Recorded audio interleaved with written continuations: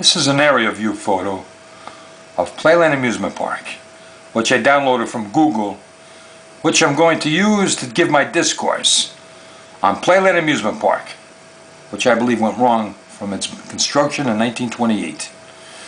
In 1928, Edith Reed, who owned the sanctuary in the back, which is 179 acres of her sanctuary, decided to keep it for sentimental reasons or to preserve the wildlife. A lot of acreage. If you divided that in half, you could fit 2 playlands over there. So Edith Reed decided to sell Westchester County this property here, 55 acres, which they built playland on. Now,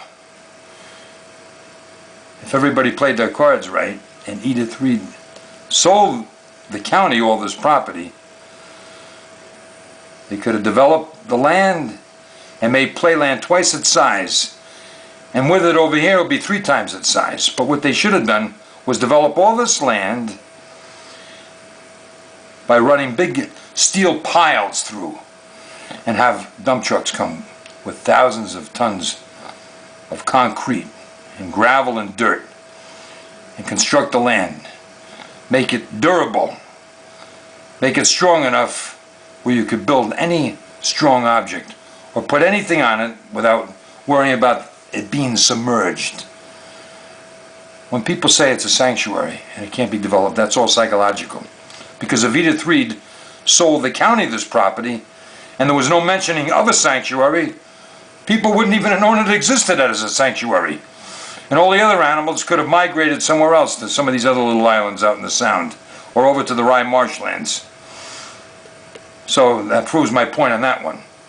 Money talks. Anything can be built with money. So that was a mistake right there. Now, let's say Edith Reed did sell the county this property and they built playland on this property. When building costs were very inexpensive, it probably would have cost like $15,000 to develop that land. Now it would probably cost about $15 million just to develop the land. Now, if they had done that, see this 55 acres? That could have all been the parking lot. This could have been the entire parking lot. So 179 acres and 55 acres, that totals 234 acres. Not only that, but then this is where Disney comes in and they use their imagination. You see that little island over there? You could put 2 rides over there, divide that down the middle, maybe 3. Or you could have animal shows on that island, or whatever. You could commute the people with those 2 cruise boats they use, or use your imagination. They could have other boats and other water rides in the vicinity encompassing the whole lake. And then we had the problem with the lawsuits. The young boy who died in the old mill and the 2 girls on the mine scrambler. Negligence on our behalf, and the ride attendants should have paid more attention. So it's controversial, you know. Playland lost a lot of money in those lawsuits. Very unfortunate.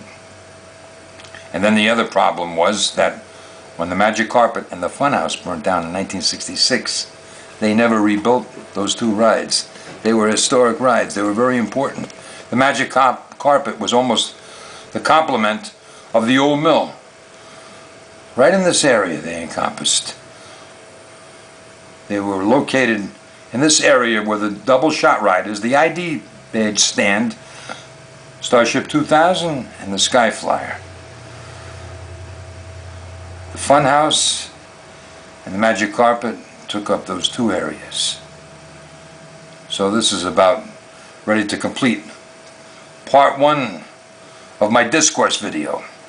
And this video was taken on this Saturday evening, August 14th for 2010. And the time right now is 20 minutes after 10 o'clock p.m.